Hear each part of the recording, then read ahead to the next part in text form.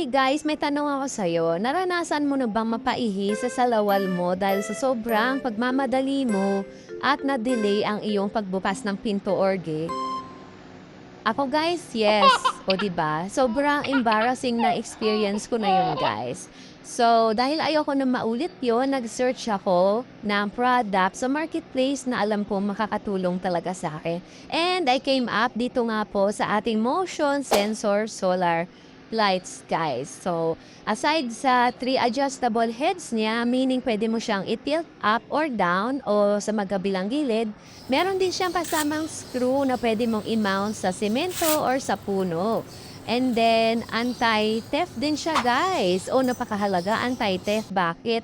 Nasi-sensor niya ang movement ng kahit sino sa paligid, guys.